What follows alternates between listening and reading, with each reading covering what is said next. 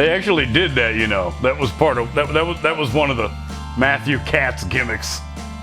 I don't see it. Was to like send a bunch of grapes to the freaking radio DJ or something. I don't see the punchline at all. Sorry. That's awesome. It's totally missed on me. I'm glad we could do that separately. On the forthright of today, amid the fireworks, soda, Beer, soda, Americana. soda, and soda, Yeah. that it would be important to do. Toss it. There you go. What I consider a national treasure, American classic, one of my very favorite 60s groups, Moby Grape. Yeah. I feel like with Pepper Dog Channel and some of the imperative to archive this exact kind of stuff. Right. Yeah. One of the lesser known San Francisco 60s groups. Jefferson Airplane being the most well-known, but Yeah, everybody knows who the Grateful Dead is.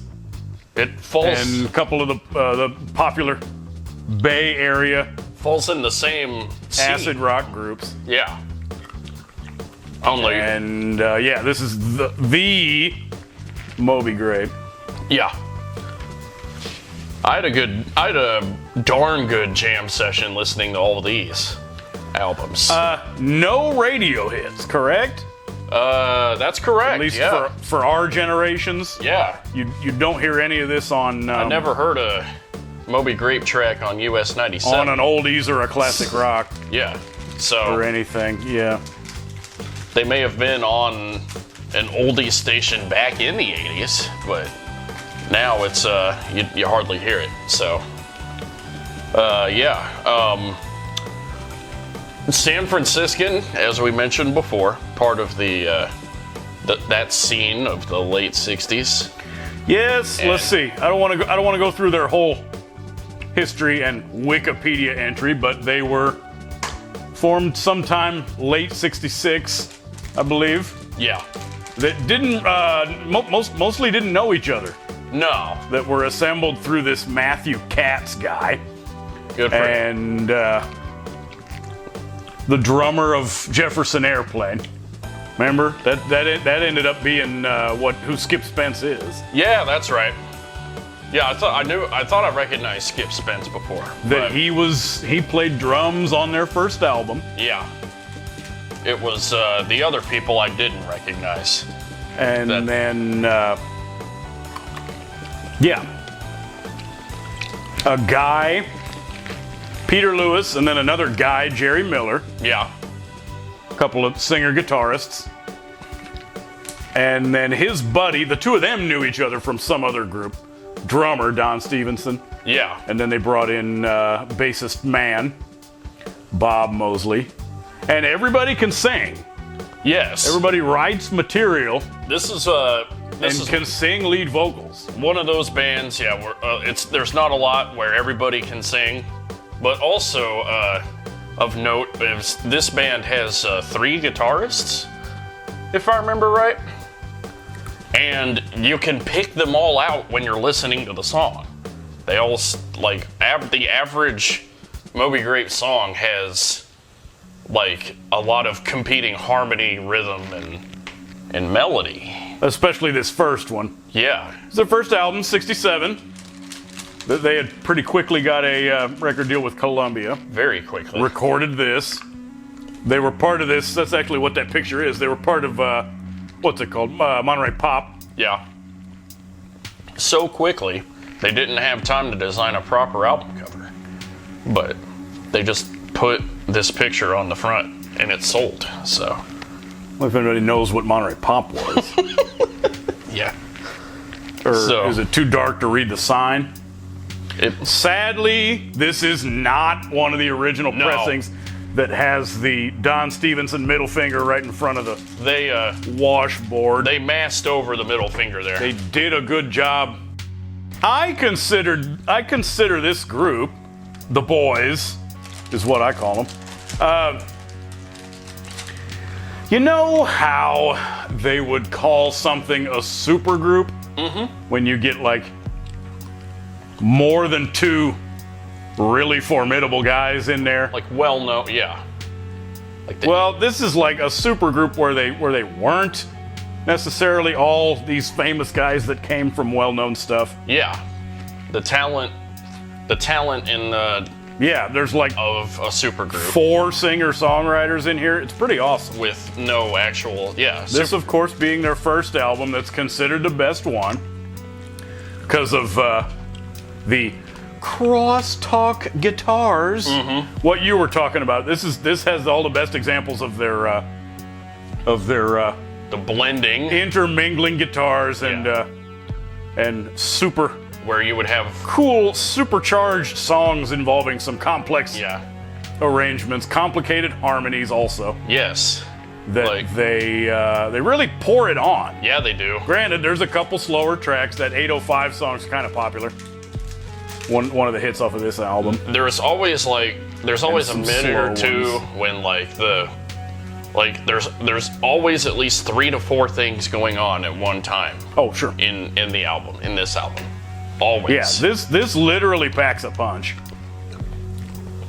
that they kind of never came back to. No.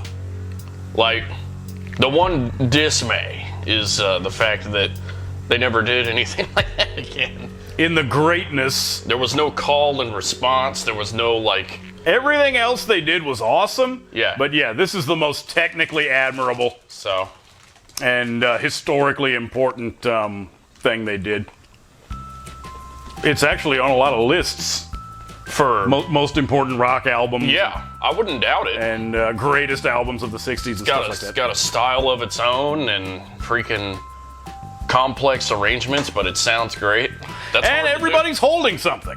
Everybody. Remember, you got, what is that? Is that a shotgun? A spoon? There was Is that a lute? a spoon, a lute. Is everybody holding a washboard. spoon? Bob's holding a spoon and something else. Yeah. Skip has a samurai sword.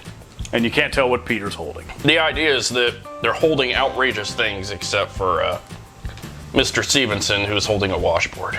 And a spoon. Oh yeah, the spoon. And a giant spoon. Totally forgot the spoon. Anyway, yeah, everybody's a darn good musician. Everybody is, yeah. Everybody sings a little bit. And writes a little bit. Totally freaking cool. A very democratic band and album. Very. Like, I mean, most of them, they write their own stuff. Peter Lewis songs are freaking awesome. Jerry's the main lead guitarist that mostly writes with his buddy that he was in the other group with, Don. And Skip, of course, being Skip. yeah. And then bassist Bob that kind of sings with the soul voice. You can tell their voices Yeah. eventually, and A little bit soul. you can tell Bob's voice. Yeah. And he writes track after track of his own too. Yeah, darn awesome. Yeah, there's no like Moby competing Grape. battle for egos. There's no like showmanship where one guy has to one up the other guy. It's great Relatively. for this album anyway. So, And there were problems right off the bat. oh yeah. Don't barely want to talk about this Matthew Katz guy, but we can at least mention that he sucks.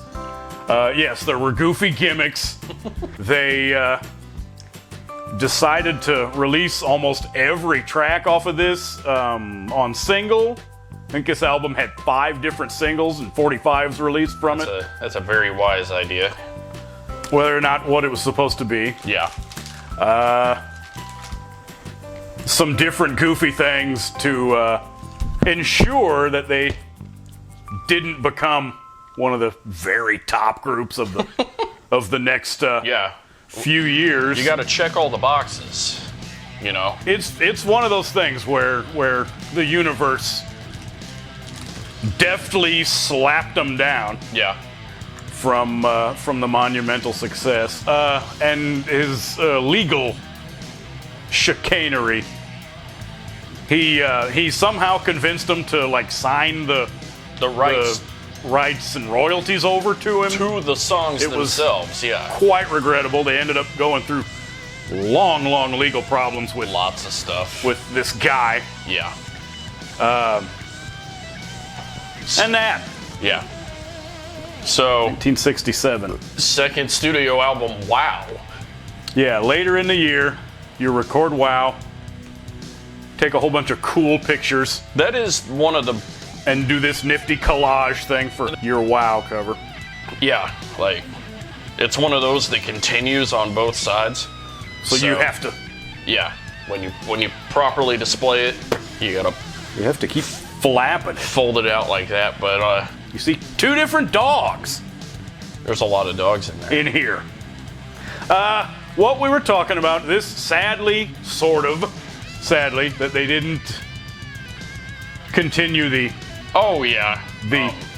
musical The Colin, championing yeah. or whatever of the first one, but this is still nice. Yeah, it's they very- don't have albums that aren't nice. That's the skippability factor is low on all these. Like, it was hard to press the skip button on most of these tracks. So again, Yeah, all of their albums still count as a good time. yeah. Another one of their kind of silly things that they did, this novelty track that's on 78 speed. What? So unless you're listening to it on YouTube, they adjust it for you, obviously. But yeah, the song credited to Skip, called Just Like Gene Autry, a Foxtrot, semicolon, a Foxtrot. It's this So, humorous orchestral thing. It's supposed to be like oh, a lounge, one of those okay, big band lounge groups, whatever it's called. Yeah, The kind of stuff Frank Zappa used to do. yeah. And you hear them playing, except it's too slow. So they Unless make you have a record player that can play 78. yeah. And the guy announces it for you on the album to let you know That's freaking awesome. when you're supposed to go turn it to 78. Please get up and change your record player. Otherwise, you hear just this. It's like the proto vaporwave. No, it's not. But anyway, Motorcycle Irene, that's the other cool Skip song. They redid Naked If I Want To, same Yep. track from the first album, yeah, in a different way.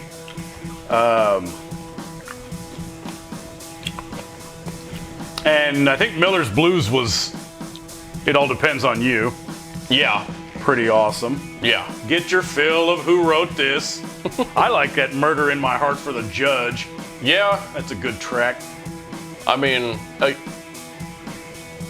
it was hard to also press skip on a song on this too. Like, but I was mainly enamored by the album cover again. So they make up for the lack of an proper album cover on the first one by putting a damn cool one on that. And this is a Juffles, remember? Ah, yeah, the Moby Grape Juffles. In my need to say the word Juffles. Yeah, yeah. This album came in a 2-pack with Grape Jam Yes. that is just improvised Yeah. recordings from those same sessions, except with Al Cooper and Mike Bloomfield, by golly. Yeah. It's its own super session. Bloomfield was, yeah, especially. But like, You hear a lot of piano. there's What's his name? Everybody's sort of involved with it. Skip is on one song. I was wondering if anybody did the live jams, but in the studio. You know how in the late '60s they would do improvised jams on like the stage. I was wondering if people ever did those in the studio. And here it is. It sort of counts. I mean, it's them hanging out probably pretty darn late at night. And then Cooper and Bloomfield Yeah. stop by. I like it. Yeah, that's You hear a lot of piano, I think one of them involves some trumpet that I didn't really need. But, I mean, we're relaxing, we're having a good time. Some elements, some good elements of psychedelia in that song. Oh, the lake track? Yes, there's Lake. something here. I went on and on about that a while ago, but let's at least point out, because in the psychedelic voices in the background of people talking, you hear a guy saying the word wow. Very I prominently. haven't noticed that for years. Yeah. That I've owned these for 15 or 20 years, but I never even noticed it until recently. But yeah, this is another example of, you got this other album with a certain title that they didn't include this song on. Right. But it's relevant to the other album. And on this one, that has the word of the title of. Anyway, yeah, it has nothing to do with improvisation. It's a psychedelic Yeah. studio thing Yeah, it was. that's only 4 or 5 minutes long that they probably should have put on the other one, but yeah. That's that album is great too, you know? Like, I always like those late 60s jams. Like on the live album from the 60s, that is like my favorite part to look forward to, is whenever they start like extending the songs by like 3 to 4 times. You always want to get an example of It's, what their idea of ramming out is. yeah, it's a good Doing time. a boogie, Great time. getting it on. And there's extras. Look on YouTube Yeah, and you get I think the CD version had an extra track or two. some extensive bonus tracks on Yeah. that. So, They went on without Skip. Remember? yes. Skip Spence counts as one of these lost figures, forgotten men of rock and roll. Yeah. And Acid Casualty, because he had left the group for this thing was made later in '68, came out in '69, Moby Grape '69. Oh, I got that album called '69. Yeah. Yeah. It was one of those things. Same with our boys, Sid Barrett. Sid Mate, and Rocky. yeah. He had been tripping out a lot, kind of lost his mind for a while. Something involving they had to go to New York to record Wow. Yeah, what's up with There that was some anyway? kind of saga. Well, I think it had to do with, on the wikis, it had something to do with. We gotta read that autobiography, by the way. Oh, yeah. What's Purple and Big and Lives in the Ocean, whatever it's called. I still gotta get that book. But anyway, David Rubinson, producer, that was from New York and wanted to record in New York to be around his family or something. Maybe his wife was pregnant or something, I don't know. But So let's make these 5 people fly over to New York instead of. that's darn, what's it called? Yeah, Santa Cruz and Yeah. Santa And, Marin County, what that is. yeah. Anyway, something. And while they were doing this with the hassle of being in New York and like going back and forth or something. Anyway, it had something to do with a fire axe. Skip grabbed an axe. It was something to do with where he was trying to chop down, trying to break into a door. They got it confused between a hotel and a studio too. You don't know the story because you hear different stuff. Yeah. And who he was even trying to get to, Yeah. or whether or not he was actually trying to hurt somebody, Right. or just kind of, B skips. goofing off, being dramatic, being an ass, Yeah. stoned as hell, I don't know. But Right. it had something to do with he was trying to break down a door with an axe and went off the deep end, went to some kind of facility, I believe in New York, spent 6 or 8 months there, Yeah. recorded his solo album when he got out, Right after he got out, yeah. So, named after his kid. yeah. Have you heard Or? It's kind of cool. It's Yeah. very soft and slow. It's like the Sid Barrett thing where you would think Same thing you as have your high energy, and then it has Yeah, no it's- high energy at all. It's after he's gone through this dramatic escapade while tripping yeah. and kind of acted the fool for a while, then he has to make a thing of soft, slow acoustic guitar. Coherent. So yeah, we're without Skip. You can Yeah. read through their blurb that this Yeah. guy wrote, who I was thought that blurb was direct pretty stupid. part of the conversation. Yeah. Well, it's David Rubinson again. Yeah. Not to say that this doesn't have great numbers on it. This was probably my favorite one. I didn't listen to their first album. I didn't get a hold of it Oh, okay. until sometime in the 2000s. This was the first Moby Grape album I actually got and heard Right. when I was 16. This thing is specifically beloved to me for Just, nostalgia purposes. yeah. Owning it for that long. Gorgeous freaking songs on there. Going Nowhere is one of my favorite, if not my favorite Moby Grape number. Of course, you got to divide them up between who wrote what. Yeah. But I love Ooh Mama Ooh. I love I'm Not Willing, Peter Lewis. It's a Beautiful Day, I believe, is a Bob song. Yeah, it is. That's awesome. They did that on TV. Look on YouTube. Remember, Yep. they have some cool TV show TV appearances. They made screen time. There's 4 or 5 different things of them playing on TV. Yeah. And Hoochie, another one of those that you question whether or not they could have gotten away with it Yeah. nowadays. Seeing, that's the Skip Spence track, whether or not he was in the group. The band always made it a point to include something written by Skip on Yeah. every single thing they made on purpose. Nope, that's another Bob song. But great guitars with Jerry on that track. That is good for them, though. It's like the anti-Pink Floyd. Like, because... Oh, the converse of, Yeah. purposely including him even though he's, Yeah, like Sid Barrett was basically done after the first album. Had a couple of tracks on the second one, but yeah. Having to include... Can you imagine how different that shit would be? Yeah. But anyway, yeah, so, He wasn't there. They were kind of hoping he'd be out of the facility sooner, but he was not. right. Let's see, Captain Nemo, another awesome.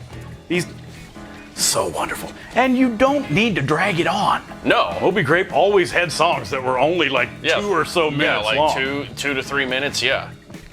Like there's always at least like 7 or 8 tracks on each vinyl album, so it's fantastic. It's great. Oh, at least. Yeah. Almost on one side. Moby Grape 69, wonderful thing. And then Bob leaves. Yes. Remember, we're down to a trio now. This is later in 1969 Yeah. that old Bob Mosley, bassist, did what? Oh yeah, he left for the military. Joined the Marines. The Marines, yeah. Went to go fight in Nam. You don't know who that guy is, whether that's engineer Neil Wilburn. Yeah, they don't do a good job of. You're supposed to know the gang before you even know their names. Still had that one guy, David Rubinson, Yeah. or the replacement bassist, which was another Bob somebody. Terwilliger? Remember? No, it was the Elvis guy. Oh yeah. Remember? They Yeah, somehow they got a hired- hold of one of Elvis's old bassists. Yeah. Something like that. I forgot. That's good. Anyway, you see the three. You see the three of them being a truly fine citizen. I love this truly fine citizen man. Oh, with yeah, his definitely. Weird face where it looks like he's wearing a mask. Yeah. And then the three of them get to do it, and then whoever that is also does it. Yeah. Truly fine citizens. So, I thought it was them joking around about their bassist, the beloved Bob, leaving oh man, to join. Don't you think that was at least part of it? that had to have been. Had to have been. Sarcastically saying, "Oh yeah, a truly fine citizen.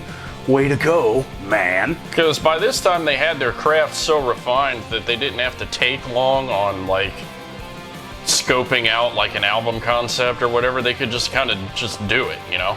They could be like, yeah, we don't need to take forever to write this, and it doesn't have to be this name. We can just, if we're not using our yeah, complex harmonies and crosstalk guitars again. Yeah. This is not their best one. right. Again, I can agree with that. it's not an ambitious musical foray like the first one was, but it's a collection of nice numbers written by different dudes. I love the title track. yeah, Totally cool. They finally recorded Looper on there. Some other good Peter Lewis songs. He's always good for 3 or 4 yeah. fine numbers on these. I remember Suite of Love Song Parts 1 and 2. I remember really jamming out to Now I Know High. That was a darn good song. But And them. So yeah, we're not lacking in songwriting quality, but it doesn't count as my favorite one of theirs. It's 1969. yeah, And of course, they had to have felt some dismay that they were down to a trio, yeah. even though it's a trio of guys that can all They can all write and sing. Yeah, But they basically broke up then. yes. They didn't do anything at all in the year 1970, or whenever they actually quit playing. The first But yeah, there's no releases from 70. But And, then what do you get in 71? It's well worth the freaking wait. let's see, 20 Because Bob and Skip come back. yeah, they come back. Like Very, very sadly that I don't have Bob's a copy of that. Bob's done with his Vietnam tour. That's and where my Moby Grape wheelhouse comes to a I can't sad end. I really would like a copy of 20 Granite Creek, Yeah, that's what it because was. it's one of their other best albums.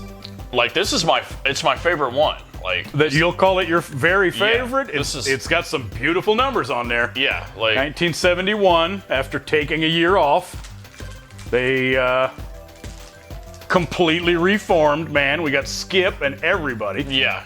back. The Totally awesome. Whole gang's back and they're back to playing their complex relationship with the melodies and the harmonies. Oh, sort but of, yeah. There's no response and there's no call and response, but there is just you can pick out 3 distinct guitar parts again.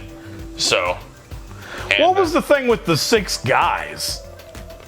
oh, on the cover? What was our conjecture of who the heck this mystery honorary Moby Grape guy is? Wasn't that the producer? Did we think it was maybe David Rubinson? It Because probably he was. produced again, And he was also apparently played. also their manager, And he played on the album too, remember? It was and yeah, I think they credited him for congas. electric piano And- on that one that's got the funny electric piano. Yeah, and congas. Can't forget about the congas. They know how to cut up. Yeah, they do. They're a fun band. I feel like Moby Grape, the boys, are the kind of thing that formed the funny cliches and stereotypes Yeah. that later took off and became cliches and stereotypes. With cutting up, cracking wise, getting results, Yeah, having hearts of gold. the musical Roughnecks. Yeah, Because remember that one track? Remember the I think it was called About Time. yeah, Don Stevenson number. They were trying to write stuff by themselves instead of as a duo yeah. for that album. Like- But yeah, it's It's this pleasant song. It's got this serious feel and this great sound to it, and then it breaks into this cheerful steel drum yeah, in a out of nowhere. violent contextual and tonal Yeah. rupture. You hear this guy It's- ding, ding, ding, ding. Yeah, I love that. yes. Almost quite literally wedging a shosh. Shoshwet. Oh, majorly, yeah. Yeah, so Let's see. I Don't Want No Gypsy Wedding that was awesome. proved to be one of my new favorite Moby Grape songs. I neglected this for a long time. When I was looking through discographies as a teen in the late 90s, and I kept mixing it up between that best of that came out right after it. Because remember, they switched labels. Yeah, they did. Truly Fine Citizen was their last, was like a contractual fulfillment or whatever for Columbia. Yeah. And then when they got back together, that 20 Granite Creek is on Warner Reprise. Reprise, yeah. So then Columbia came back right after that, 72 release. Yeah. This best of called Great Grape Yeah. to capitalize on any On sales buzz that New- 20 Granite Creek might have generated. new interest, yeah. Anyway, I didn't do a good job doing this research and did not run across it in record stores or flea markets going all through the 90s and 2000s. Yeah. Sadly, so it took me a long time to even It get around to Yeah. listening to it on YouTube. But I'm glad I did. it may count. Wait, because that just gave me a chance to get the thrills so much Yeah. later in my wheelhouse. Yeah, it may count as a rare gem in, like, if you go to look for all your big album collections in your local thrift shop or whatever, you're probably not gonna find it, type thing. But if you do find it, I suggest snapping that copy up, because I mean, to me, it's like it's the streamlined version of what made the first album so amazing. Everything is complex but relatable. It's sort of an echo of what the first album is. Yeah. Let's see, what's that other cool one? Again, we got 4 or 5 great Peter Lewis things. Yeah. Making My Way to Texas or something like that. Apocalypse is a cool song. Great song. Oh, my other favorite, Horse in the Rain. That was also a Or dark Horse good Out song. in the Rain. Yeah. Yeah, there's a couple. A little more psychedelic than I thought it would be. There's a couple most excellent Peter Lewis songs on there. Yeah. Yeah, so And then what's Skip's entry? What's our one Skip thing there? Again, shoot, it's hard for me to remember. the debate of whether or not you could get away with it. Oh yeah, the that, Chinese song. That would be construed as possibly culturally insensitive. I think it's nowadays. called Chinese song. But yeah, it's called Chinese Song because it's got a Chinese feel, instrumental, no vocals. It kicked ass. Yeah, But- it's just 6 minutes of this cool, Yeah, Chinese music. Chinese Asian sounding inspired music, theme. straight up. Yeah. Because I don't even know the backstory behind that. What was that all about? Did he get a Chinese girlfriend at the time, or was it a Mosley thing? Why that was the trick? Yeah, I don't know. I don't know. But anyway, I don't know. Yeah, was I would awesome. mostly just be happy that all 5 guys are back. it was awesome. Because that's kind of the end of their serious run. You get, let's see, what happened? They weren't really active after that for a couple years. Yeah. They kept reforming and They had to get going through hiatus. Yeah. Skip wasn't really able to do much. At some point, him and Bob Mosley were both diagnosed with mental illness Yeah. symptoms, different problems. What we were talking about, the legal battle with the asshole. Yes. People going through troubles. Yeah. There's a lot of troubles. They did reform and do reunions and come back together for gigs and For albums one-offs and stuff like that. here yeah. and there. I believe it still counts as active. When Kinda? you push the wiki button, I believe it still says technically performing with Jerry Miller in them. Yeah. But yeah, let's see. What did they do? There was a 70. thing where they're not allowed to use the Moby Grape name Oh yeah, because with the legal struggles. yeah. So it was released, the album that was released only in Germany and maybe in Japan, Yeah. 76, called Fine Wine. Not to be confused with April Wine. Yeah, it's not the same as April Wine. Pretty cool album. I had never heard it except for that one major diss track. That's awesome. But yeah, we went through it. It's pretty cool. It only has Jerry and Bob, lead guitarists and bassists. Right. So the songs are simpler, but that doesn't make them any less It awesome. doesn't count as Moby Grape, but it's Moby Grape-ish. And they at least still retain the sound of... Yeah. You can say it's a Moby Grape album. It's only been 5 years since the last real one. So Because the next one is just goes further away. Live Grape from 1978-ish. oh yeah, I think Skip was back with them yeah, he was that. Yeah, he was in that. My problem with that, because it's not the same as, being there for when Moby Grape is in town, Yeah, listening to the album. 2/3 of it was this whole different guy. yeah, that's right. That Cornelius fellow, Yeah. Cornelius Bumpus. I mean, I'm not going to complain. It's one of those things where you're not going to complain if it's playing for background music. Yeah, But we gave it a shot, and it was just it's not very Moby Grape-ish. the feel is a little different. They have him sing the majority of the vocals. Yeah, I don't know about that. Because at first I was like, wait, is that Bob? Is that Jerry? Is that Peter Lewis singing?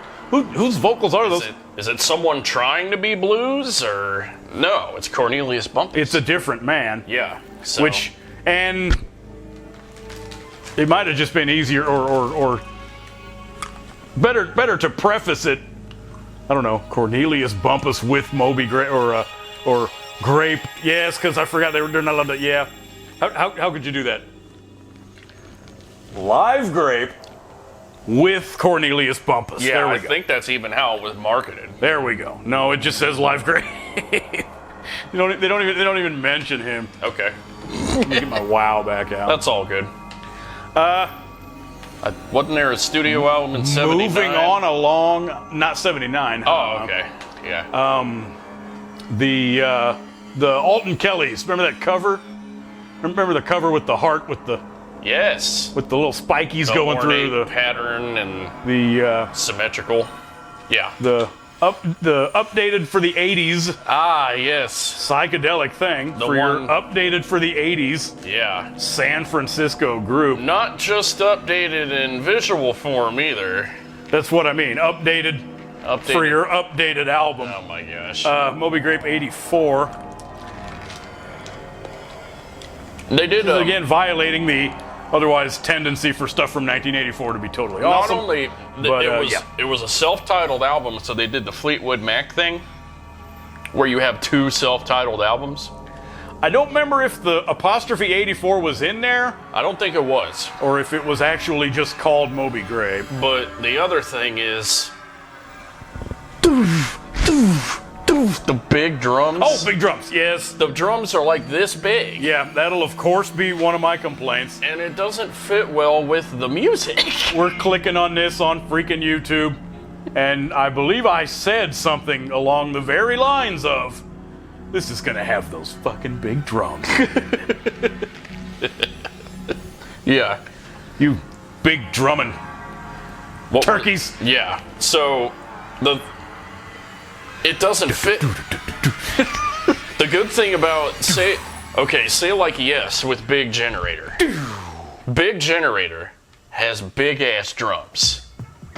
The Yes album or the song Big Generator from the album Big Generator. But it fits. It's at least in a situation where you would use, the freaking even though it's the same thing of them trying to update some crap. Moby Grape 84 big drums do not work because they try to put them in the same song type as the San Franciscans sound.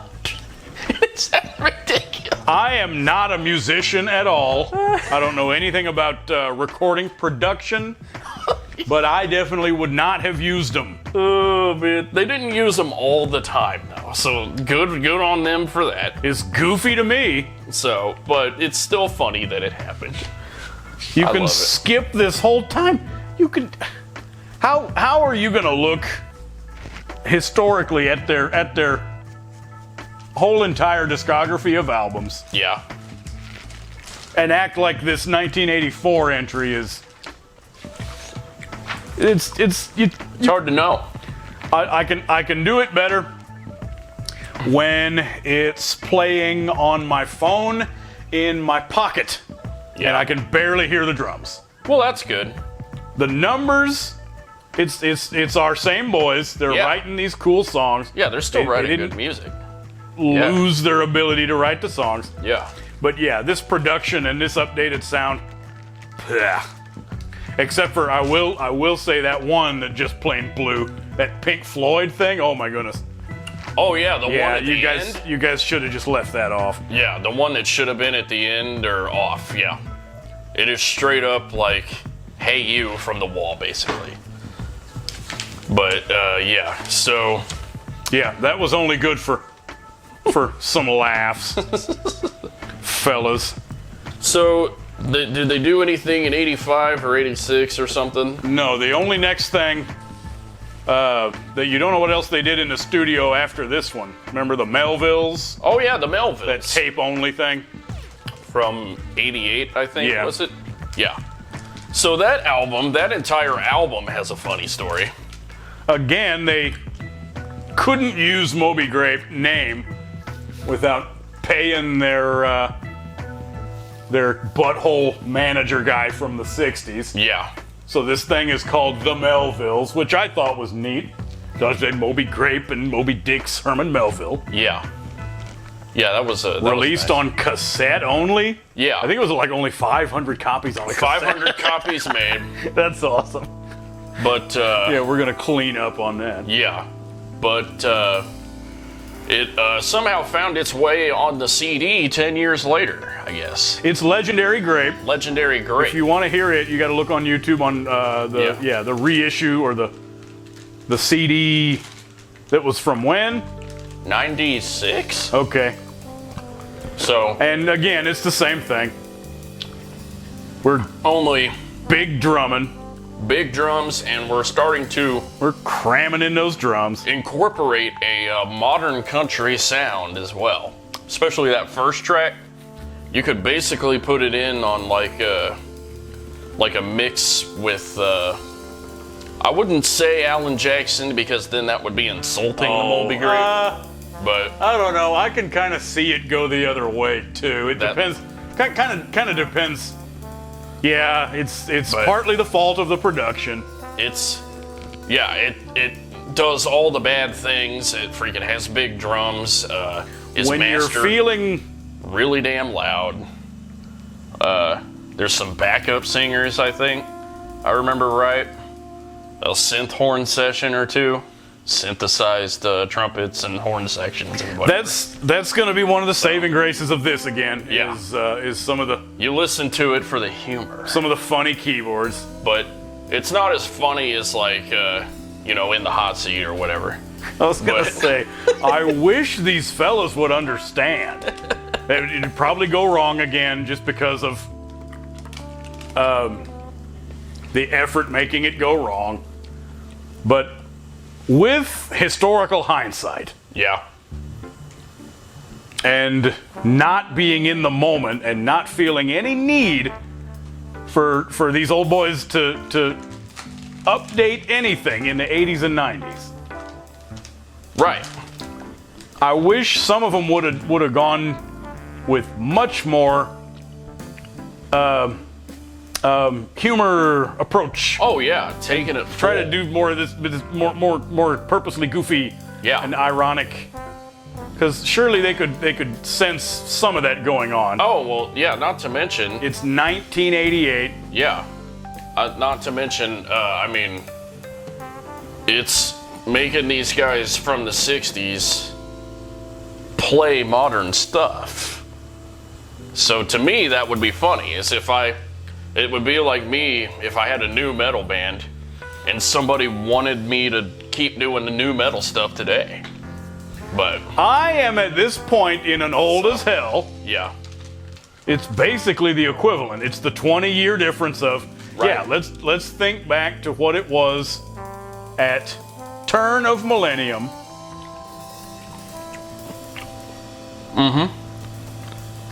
I'm from 20 years ago, Yeah, and I'm supposed to update my thing to what? exactly. And of course, we understand that it's the feel of, or it's the need to not be left behind. But let's just call this the other side of that coin, Yeah, because I would enjoy these albums unironically much more if the fellas would have just played those Yeah. those songs that with the same old 1967 technology and Yeah. and techniques we didn't even need to update. and Like, sounds. the San Franciscan folk sound is like timeless. It'll never sound bad. So Yeah, it always sucks when whenever there's a sense of shame for Yeah. when stuff gets called old and moldy, and yeah, screw you guys. so This is Moby Grape. yeah, This is my favorite of the Bay Area acid rock groups. yeah, When I list them off, when I list them off, it goes Moby Grape, Quicksilver, Great Society, Grateful Dead, and then the others: Country Joe, yeah, Big Brother and the Holding Company, Charlatans.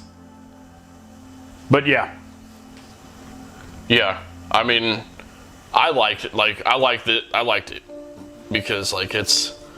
forgot to look up who passed away. I know Skip passed away in '99. Yeah, I don't remember if they said Bob was still alive, but yeah. Yeah, Boys, I love you. Keep doing things. I don't know. yeah, That's cool that most of you are still alive. yeah. Very cool. Damn it. That's awesome. It's early whether or not you want to keep that in.